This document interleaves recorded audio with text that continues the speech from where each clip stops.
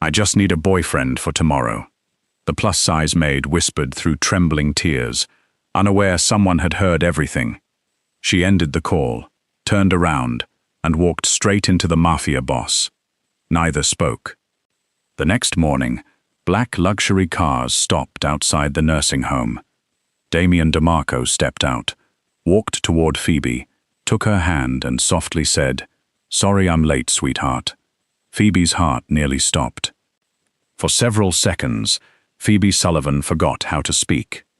Damien's hand remained around hers, warm and steady, while 3 black cars idled behind him.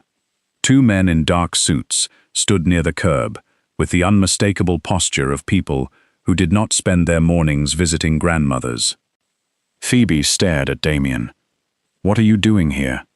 Her whisper came out sharper than intended. Damien barely glanced at her. "You said you needed a boyfriend." Her stomach dropped. So he had heard everything. Before she could recover, the nursing home doors opened. "Phoebe?" Evelyn Sullivan stood inside the lobby with one hand resting on her walker. Her face brightened the instant she saw her granddaughter, and then her gaze moved to the tall, impeccably dressed man holding Phoebe's hand. Phoebe felt every sensible thought abandon her. "Grandma, I can explain." Damien squeezed her fingers once. It was not romantic. It was not possessive. It felt strangely like reassurance. Then the most feared man Phoebe had ever worked for smiled at her grandmother. "You must be Evelyn." Evelyn's eyes widened. "And you must be the mysterious fiancé she refuses to tell me anything about." Phoebe nearly choked. Damien did not. He stepped forward and offered Evelyn his hand with the calm confidence he brought into boardrooms. Damien DeMarco. Evelyn looked from him to Phoebe, then back again. "DeMarco?" Phoebe braced herself. "Yes, ma'am. The man Phoebe works for." A dangerous silence followed. Phoebe opened her mouth. Damien answered first. "That is how we met." Technically true. Phoebe shot him a horrified look. Evelyn, however, looked delighted. "Well, don't stand there like strangers. Come inside. I've waited months to meet you." Months. The word stabbed Phoebe with guilt. She had never meant for the lie to survive this long. It had begun after her last relationship ended, when Evelyn was already sick and frightened about leaving Phoebe alone. One harmless reassurance had become another, until somehow an imaginary boyfriend had become an imaginary fiancé. Now her very real employer was walking beside Evelyn, as if none of this were insane. Inside Evelyn's room, Phoebe cornered Damien near the window, while her grandmother searched for an old photograph. "You need to leave." "No." Phoebe blinked. "No. She's happy. That doesn't make this normal. Neither does inventing a fiancé." Phoebe's cheeks burned. I panicked. I noticed. There was no mockery in his voice. That somehow made it worse. Across the room, Evelyn turned around holding a photograph. Damien immediately stepped away from Phoebe, his expression changing with such effortless composure that she wondered how many impossible situations he had talked his way through. Evelyn handed him the photograph. It showed Phoebe at 11 years old, missing a front tooth and wearing a crooked homemade crown. "Oh no," Phoebe groaned. Damien studied it seriously. "She hasn't changed much." Evelyn laughed. Phoebe stared at him. "I had no front tooth. I was referring to the crown." That made Evelyn laugh harder. And against every instinct telling her this was a disaster, Phoebe laughed too.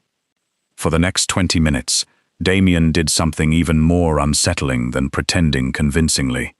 He listened. When Evelyn spoke about Phoebe working 2 jobs after college, Damien listened. When she described how Phoebe once drove 3 hours because Evelyn claimed a light bulb needed changing, he listened. When Evelyn teased that her granddaughter pretended not to worry about everyone, Damien looked at Phoebe as though quietly filing the information away. No phone, no impatience. No glance at his watch. The chairman, who could make an entire room nervous by entering it, sat beside an elderly woman and asked about her favorite flowers. Phoebe could not understand him. Finally, a nurse arrived with Evelyn's medication. Phoebe seized the opportunity and followed Damien into the hallway. "Thank you," she whispered. "Seriously, you saved me, but you've done enough." Damien looked through the doorway at Evelyn, who was still smiling. Then he looked back at Phoebe. "You told your sister you needed a boyfriend for one day." Phoebe swallowed. "Yes." His expression remained perfectly calm. "The day isn't over." Before she could argue, Evelyn called from inside. "Damien, sweetheart, are you staying for lunch?" Phoebe silently begged him to say no. Damien held her gaze for one long second. Then he walked back into the room. "I'd be delighted." Phoebe remained frozen in the hallway. Apparently, Damien DeMarco had not come merely to rescue her from one lie. For reasons she could not begin to understand, he intended to stay. Lunch revealed something Phoebe had never expected to discover about Damien DeMarco.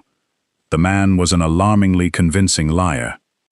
Evelyn insisted they eat in the nursing home's small family dining room, where a vase of artificial roses stood between them, and Damien looked absurdly elegant beside a plastic water pitcher.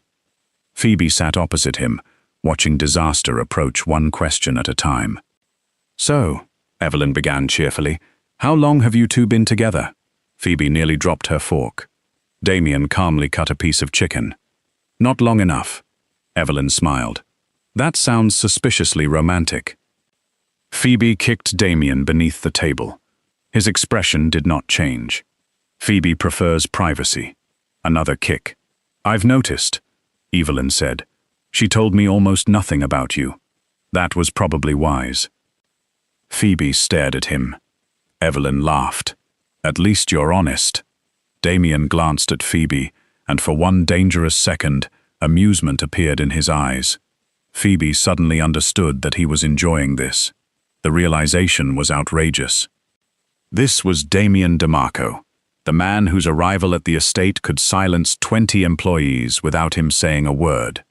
Yet here he was, allowing an 80-year-old woman to interrogate him about romance. Then Evelyn asked the question Phoebe had been dreading. "What does my granddaughter like most about you?"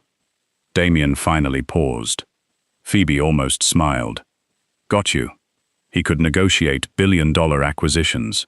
He could terrify men twice his size.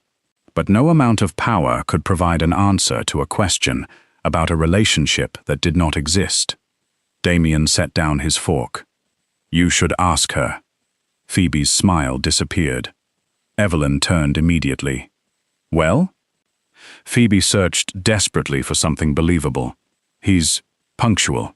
Damien raised one eyebrow. Evelyn stared at her. "Punctual?" "He respects schedules." "I see." "And he's very organized." "Phoebe," Evelyn said gently, "you're describing an accountant." Damien lowered his gaze, but Phoebe caught the smallest movement at the corner of his mouth. "You think this is funny?" she whispered. A little. It was the first time she had ever heard him admit to being amused. Strangely, she wanted to hear it again. After lunch, Evelyn grew tired, so Phoebe expected Damien to finally leave. Instead, when Evelyn mentioned wanting fresh air, Damien personally pushed her wheelchair into the garden. His security detail followed at such a distance that Evelyn eventually leaned toward Phoebe. "Are those men always with him?" Phoebe hesitated. Damien answered without turning around. "They worry." Evelyn nodded sympathetically. "You must be difficult to manage." Phoebe covered a laugh with a cough. Damien looked over his shoulder. For perhaps the first time since she had met him, Phoebe saw him completely outnumbered. Evelyn noticed too. She grinned. The afternoon became unexpectedly easy. Evelyn told embarrassing stories about Phoebe. Damien listened to every one. Phoebe learned that Damien hated overly sweet coffee because Evelyn insisted on ordering drinks for everyone and interrogated him about his preferences. When Evelyn complained that Phoebe never rested, Damien said quietly, I've noticed that. Those 3 words unsettled Phoebe more than all his pretending. He had noticed. She had assumed she was nearly invisible to him at the estate, one employee among dozens moving through rooms designed for people wealthier and more important than she would ever be. Apparently, she had been wrong. Later, while Evelyn spoke with a nurse, Phoebe pulled Damien aside. "You've officially survived lunch. Your work here is done." "So you've said." "Damien." It was the first time she had used his first name without thinking. Both of them noticed. Phoebe lowered her voice. "You don't have to keep doing this." His gaze settled on her face. "I know." The answer stopped her. "Not I promised. Not your grandmother needs this. Simply, I know." Before Phoebe could ask what that meant, Evelyn called them over. She wanted a photograph. Phoebe stiffened as Damien stepped beside her. "This is unnecessary," she murmured. "Smile." "Don't order me to smile." "Then don't." The nurse raised the phone. At the last second, Damien's hand settled lightly against Phoebe's back. Not gripping. Not claiming. Just there. Phoebe looked up at him instinctively. The photograph captured that exact moment. Not Phoebe smiling at the camera. Not Damien performing for Evelyn. Phoebe looking startled. Damien looking down at her. Evelyn studied the photograph afterward for several quiet seconds. A knowing softness entered her expression. Phoebe did not notice it. She was too busy trying to understand why Damien's hand had remained at her back several seconds after the picture had already been taken. By Monday morning, the photograph Evelyn had insisted on taking felt impossible to forget. Phoebe returned to DeMarco Estate, determined to restore the natural order of things. She was an employee. Damien was her employer. The nursing home had been an extraordinary act of kindness, nothing more. That explanation worked until she entered the breakfast room and found Damien drinking black coffee. He looked up. "Your grandmother called me." Phoebe stopped walking. "What?" "She thanked me for yesterday." Phoebe closed her eyes. "Please tell me she didn't ask when you're visiting again." "She asked what I wanted for dinner on Sunday." Phoebe groaned. Damien calmly returned to his coffee. "You could have told her you're busy." "I did." "Good. I moved the meeting." Her eyes snapped open. "You what?" Damien said nothing more. Phoebe stared at him, trying to understand why a man who guarded every minute of his schedule had rearranged one for a woman he had met only yesterday. That evening, she found him alone in the library. It was the same room where he had overheard her call. For several seconds, neither mentioned it. Then Phoebe placed a stack of books on the table. "Why?" Damien looked up from the document in front of him. "You'll need to be more specific. Why are you still doing this?" His expression gave nothing away. Phoebe continued before she lost her nerve. "You helped me yesterday, more than helped me.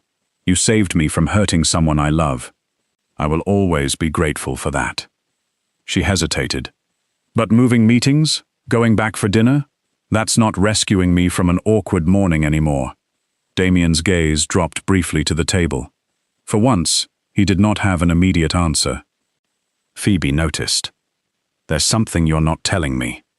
Silence settled between them. Finally, Damien closed the folder. "My grandmother raised me." Phoebe had expected many answers. "Not that one." Damien leaned back slightly. "She was the only person in my family who never cared what I became, what I owned, or what people thought of my name." His voice remained controlled, but something beneath it had changed. "She wanted one thing before she died." Phoebe waited. "To see me come home because I wanted to be there, not because there was business to handle." He looked toward the dark window. "She asked me to visit one Sunday." Phoebe's voice softened. "And you couldn't?" "I could." That answer hurt more. "I chose a meeting instead." Damien did not dramatize the words. He simply let them exist. She died 3 days later. Phoebe slowly sat in the chair across from him. There was nothing useful to say. No comforting sentence could change the arithmetic of regret. One meeting, one missed Sunday, a lifetime afterward to remember both. "I'm sorry," she said. Damien nodded once. "When I heard you talking to your sister, I recognized something." "What?" "The sound of someone trying to negotiate with time." Phoebe's eyes burned. Suddenly, the black cars, the ridiculous boyfriend performance, the lunch, even his willingness to be interrogated by Evelyn, made sense. "You weren't helping me." "I was. But not only me." "No." Phoebe looked down at her hands. For 4 months, she had thought Damien DeMarco possessed the kind of coldness available only to men who could buy everything. Now she wondered if she had mistaken discipline for emptiness. "You know," she said quietly, "Grandma would probably tell you guilt is a terrible way to honor someone." A faint change crossed his face. "You've known her 1 day, and you're already quoting her?" "She has strong opinions." "She does." Phoebe smiled despite herself. Then Damien added, "She also told me you're terrible at accepting help." Phoebe's smile vanished. "She said that? In detail. I'm changing her phone number." For the first time, Damien laughed. It was quiet and brief, but real. Phoebe stared. The sound transformed him more than a smile ever had. He noticed her staring, and the laughter disappeared. But the warmth did not vanish completely. Phoebe stood to leave, then stopped beside the door. "Damien?" He looked at her. "Go Sunday." His brow furrowed. "To Evelyn's dinner," Phoebe explained. "Not because you owe your grandmother something, not because you owe me something." She gave him a small smile. "Go because you want to." Then she left him alone in the library. Damien remained motionless for a long time. On his desk sat 3 urgent messages requiring answers. He ignored all of them. Instead, he opened his calendar. Sunday evening was already empty. By Tuesday afternoon, the story had spread through DeMarco Estate. Phoebe did not know who had started it. She only knew conversations stopped when she entered rooms. 2 kitchen assistants suddenly became fascinated by a bowl of fruit.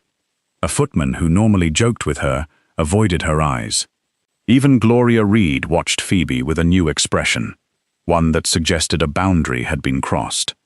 Gloria found her polishing the dining room silver. "Mr. DeMarco didn't hire you to become entertainment for the household." Phoebe kept working.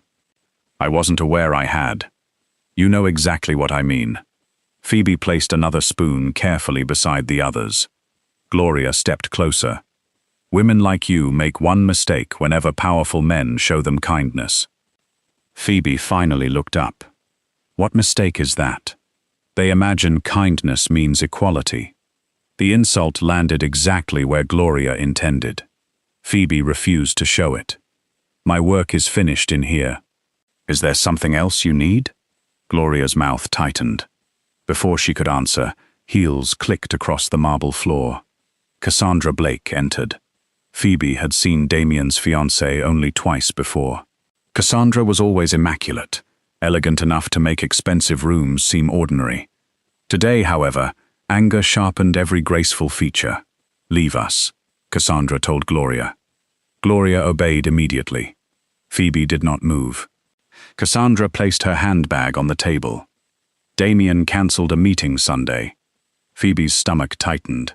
"I don't manage Mr. DeMarco's calendar." "No, apparently you manage his attention." Phoebe set down the cloth. Cassandra continued. "I followed him. That surprised her. I saw the nursing home. I saw him holding your hand." Phoebe's first instinct was not fear for herself. It was Evelyn. Whatever Cassandra thought of her, Phoebe could endure it. What she could not endure was Evelyn learning the truth through an angry stranger. "My grandmother is ill," Phoebe said.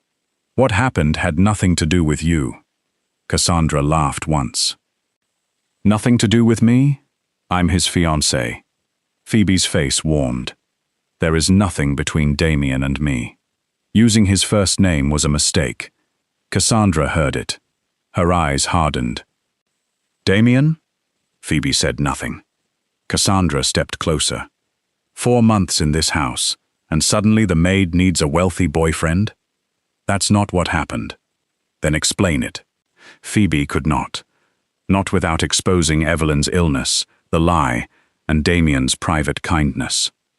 Cassandra mistook her silence for guilt. You lied about having a fiancé, and when Damien overheard you, you saw an opportunity. Phoebe's fingers curled around the polishing cloth. You can insult me if that makes you feel better, but leave my grandmother out of this. Cassandra smiled coldly. So, the lie is true. Phoebe's silence answered enough. I wonder how your grandmother would feel if someone told her. That crossed the line. Phoebe stood. For the first time, Cassandra had to look directly into the eyes of the woman she had dismissed as merely a servant. You will not use a sick woman to punish me. Cassandra's smile disappeared. Phoebe's voice remained steady. Whatever you think I've done, you can say it to me. You can call me a liar.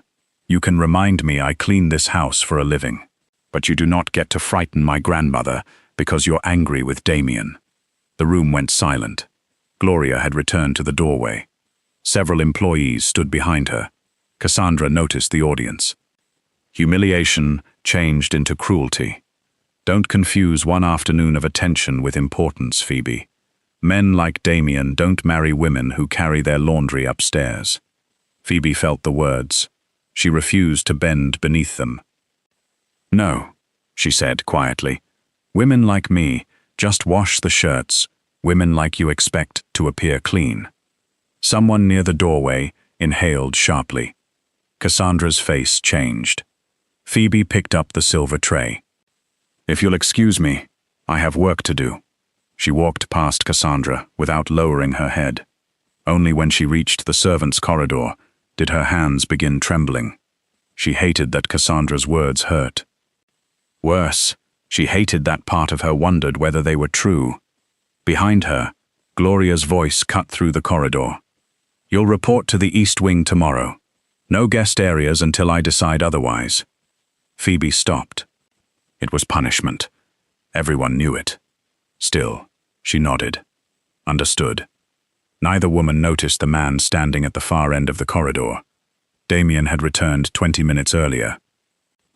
And judging by the expression on his face, he had heard enough. Gloria. One word stopped everyone. Phoebe turned. Damien stood at the end of the corridor, his coat still buttoned from outside. He did not look angry. That was worse. Gloria straightened immediately. Mr. DeMarco. Why is Miss Sullivan being reassigned? Gloria hesitated. There have been concerns about appropriate boundaries among the staff. Whose concerns? Her confidence weakened. Cassandra appeared behind Phoebe. Mine. Damien's gaze shifted to his fiancée. Cassandra walked toward him, as though the matter were already settled. This has gone far enough, Damien. She's lied to everyone, manipulated her way into your personal life, and now the entire household is gossiping. Damien's expression remained unreadable. Did you threaten her grandmother? Cassandra stopped. Phoebe's breath caught. I asked a question. No, you threatened to expose something to a woman with a serious heart condition because you wanted to hurt Phoebe. The use of her first name seemed to change the temperature in the corridor. Cassandra noticed. So did everyone else. You're defending her? I'm describing what happened. She's a maid. Damien looked at Cassandra for several seconds. And? The single word left her visibly stunned. Cassandra gave a disbelieving laugh. You cannot seriously expect me to pretend there is no difference between someone like her and someone like us. There are several differences. Phoebe's stomach tightened. Then Damien continued. She works for what she has. She protects people who cannot give her anything in return, and when you humiliated her in front of an audience, she still showed you more restraint than you've shown her. Cassandra's face went pale. Phoebe could barely move. Damien had not called her beautiful. He had not claimed she was special because he wanted her. He had defended the things about herself Phoebe actually valued. Her work, her restraint, her love for Evelyn. Cassandra looked around at the watching employees. "You're humiliating me for her." "No," Damien said. "Your behavior did that." Silence. Then Cassandra's eyes narrowed. "I'm your fiancé." Damien's gaze dropped briefly to the diamond on her hand. "Not anymore." Phoebe stopped breathing. Cassandra stared at him. "You don't mean that." "I don't say things I don't mean. Damien, think about what you're doing." "I have." Cassandra lowered her voice. "You're ending our engagement because of a servant." "No." His answer came immediately. "I'm ending it because I just watched how you treat someone when you believe their position makes them powerless." No one moved. Cassandra looked as though he had struck her, though Damien had never raised his voice or taken a step toward her. "This is insane. Perhaps. You'll regret it." Damien's expression did not change. "I'll take that risk." Cassandra pulled the engagement ring from her finger and placed it on a nearby table with shaking hands. Then she walked away. Only the sound of her heels remained. Damien did not watch her leave. Instead, he turned toward Gloria. Phoebe felt the entire staff tense. "Miss Sullivan will not be reassigned." Gloria swallowed. "Yes, sir. And no employee in this house will be punished because someone dislikes who speaks to them outside working hours. Of course, if you have concerns about her performance, document them. If you have concerns about her social position, keep them to yourself." Gloria's face reddened. "Yes, Mr. DeMarco."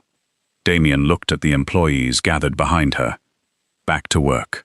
The corridor emptied almost instantly. Phoebe remained. So did Damien. For several seconds, neither spoke. Then Phoebe found her voice. "You didn't have to do that." "Yes, I did. You ended an engagement." "I ended something that should have ended earlier." Phoebe searched his face. "Because of me?" Something shifted in his expression. No.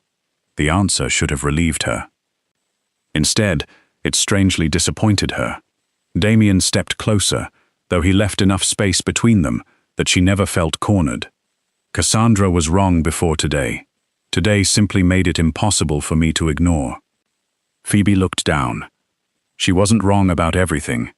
Damien's eyes narrowed slightly. "What does that mean?" Phoebe forced herself to say it. "She was right that we don't belong in the same world." For the first time, genuine irritation crossed his face. "Phoebe, you're Damien DeMarco. I clean your house." And? The same word. The same refusal to accept the hierarchy everyone else treated as law. Phoebe gave a tired smile. "You make that sound very simple." "No. Other people make it unnecessarily complicated."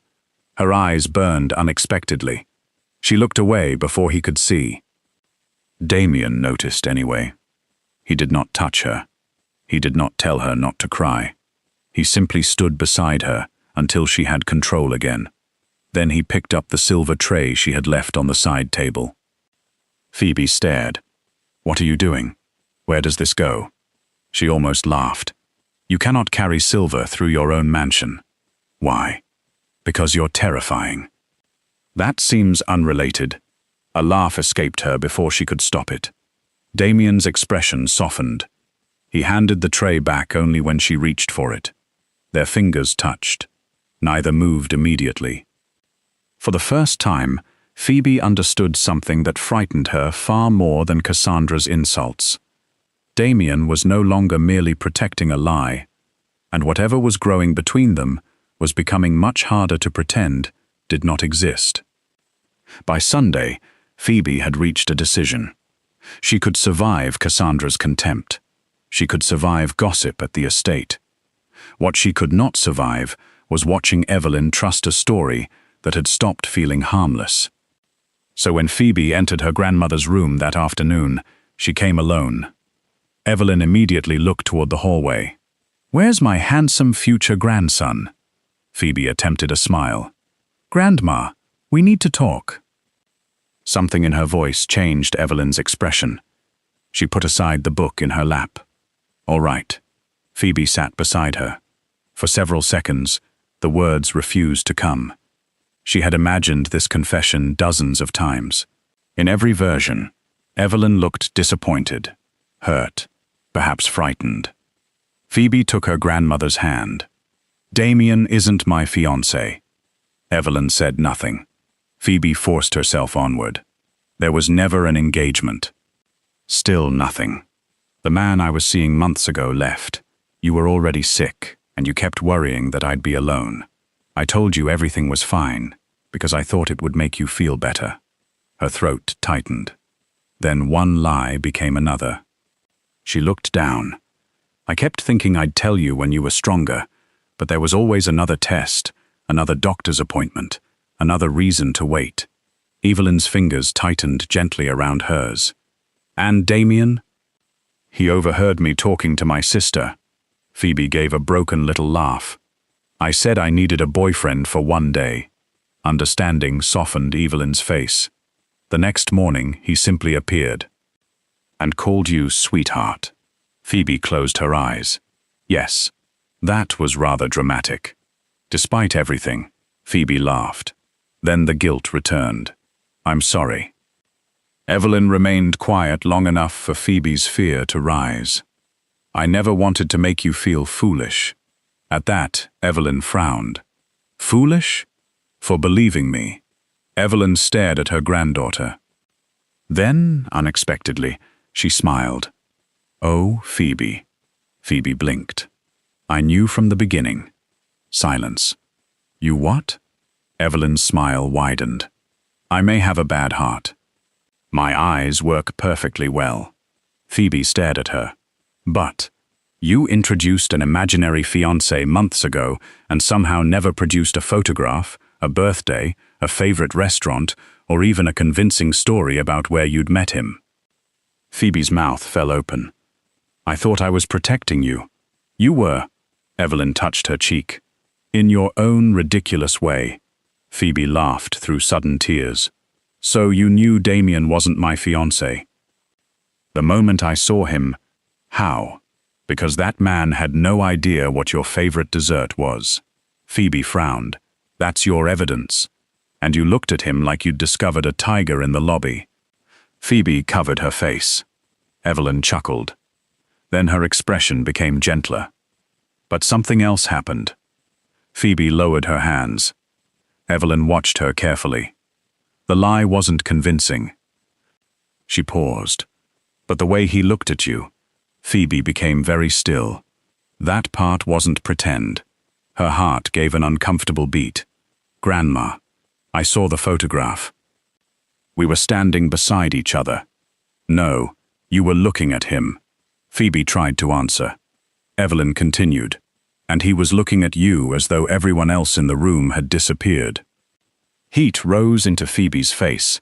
"You're imagining things." "Perhaps." Evelyn leaned back against her pillow. "But did he end an engagement because someone insulted every maid in the city?" Phoebe stared. "How do you know about that?" "I have a telephone." "Who told you?" "Not important." Phoebe groaned. Evelyn's laughter softened into a cough. Immediately, Phoebe reached for her water. Evelyn took it, waited until her breathing settled, then held Phoebe's hand again. "Listen to me." Phoebe did. "I never needed you to find a man before I died." The words hurt, but Evelyn's eyes remained warm. "I needed to know you understood that being loved should never require you to become smaller." Phoebe swallowed. Evelyn smiled. "And that includes more than your body, sweetheart." Phoebe's eyes filled. "Your dreams. Your laughter, your opinions, your dignity. All of you." A tear slipped down Phoebe's cheek. Evelyn wiped it away. "If Damien wants you, make sure he wants the whole woman." Phoebe managed a shaky smile. "And if he doesn't?" "Then he has terrible judgment." Phoebe laughed. This time, Evelyn joined her. A quiet knock came from the open doorway. Both women turned. Damien stood there, holding a small bouquet of fresh flowers. Not roses. Peonies. Evelyn's favorite. Phoebe remembered telling him that only once. Damien looked from Evelyn to Phoebe, and immediately understood from her tear-streaked face that something had happened. Evelyn smiled at him. "Come in, Damien." He hesitated. "Is everything all right?" Phoebe looked at her grandmother, then at the man who had remembered the flowers. For the first time since this began, there was nothing left to hide behind. "She knows," Phoebe said. Damien went still. Evelyn calmly pointed toward the empty chair. "Yes, I do." Then she smiled. "And I think it's time the two of you figured out which parts of this story are actually lies." Evelyn gave them exactly 3 minutes before announcing she was tired. Phoebe knew her grandmother well enough to recognize manipulation when she saw it. Damien apparently did too. Neither argued. They left the room together and walked down the quiet hallway. For once, there was no performance waiting at the end of it. No grandmother to convince. No lie to protect. No reason for Damien to reach for Phoebe's hand. That absence felt strangely louder than everything that had come before. At the elevator, Phoebe finally spoke. "You're free." Damien looked at her. "From being my boyfriend. I wasn't aware I was being held hostage." She laughed despite herself. "You know what I mean." "Yes." The elevator arrived. Neither entered. Phoebe looked down the empty hallway. "Grandma knows. Cassandra knows. Half your staff probably knows. So we don't have to pretend anymore." "I know." There it was again. The same answer he had given her before. Only now Phoebe understood how much could hide inside 2 words. She looked at him. "Then why are you still here?" Damien became very still. When he answered, his voice was quieter. "The first morning, I came because of your grandmother." Phoebe waited. "I heard your voice break in the library." His gaze remained on hers. "You were terrified of hurting someone you loved, and I knew exactly what it felt like to realize time might run out before you fixed something." Phoebe remembered his grandmother. "That was why I went to the nursing home." "And after that?" Damien paused. "After that, became less simple." Phoebe's heartbeat changed. He stepped closer, but not enough to trap her against the wall. "I started noticing when you laughed, before you tried to hide it.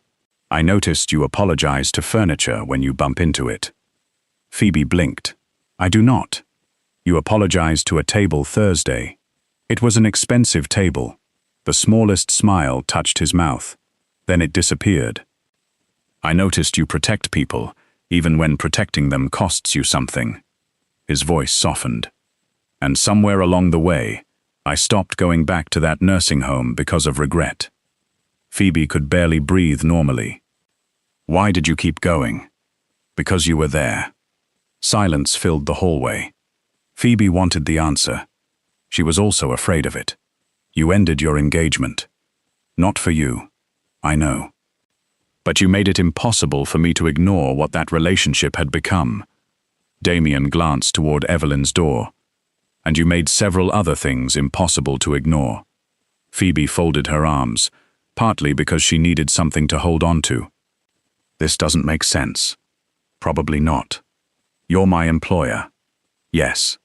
"You live in a world where people arrive with security convoys." "Yes." "I arrived here on a bus." "I know." Phoebe frowned. "You know? I've seen you at the gate." Of course, he had noticed that too. She shook her head. "This is exactly what I mean. Your life and mine aren't just different. They're ridiculous together." Damien considered that. Then he said, "I'm not asking you to enter my world." Phoebe looked up. "I'm asking whether I can spend time in yours." That silenced her. No promise of diamonds. No offer to rescue her from work. No suggestion that loving him required becoming someone else.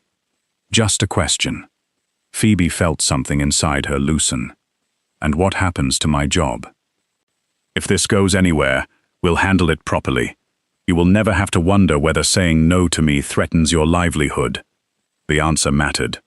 Perhaps more than anything romantic he could have said. Damien took another careful breath. I don't want another borrowed day, Phoebe. Her eyes burned. What do you want? To start again. He extended his hand, not commanding, offering. Damien DeMarco. Phoebe stared at his hand before slowly placing hers in it. Phoebe Sullivan. His fingers closed gently around hers. Would you have coffee with me? She raised an eyebrow. Is this how mafia bosses ask women on dates? Apparently. And if I say no, I ask once and accept the answer. Phoebe smiled. Then yes. Something warm entered his eyes. But, she added, I'm choosing the coffee shop. Damien nodded solemnly. I suspected there would be conditions. That's not a contract. No. Phoebe squeezed his hand. Good. They finally entered the elevator. There was no engagement, no pretending, no borrowed boyfriend. Just two people standing side by side, uncertain of what came next. And for the first time, uncertainty felt less like something Phoebe needed to fear. It felt like a beginning. Months later, Evelyn watched Phoebe and Damien exchange real engagement rings. Tears brightened her eyes. Now I can finally stop worrying. Damien kissed Phoebe's forehead. Tomorrow, you won't need to borrow a boyfriend anymore. Phoebe smiled through her tears. Because I already found my forever.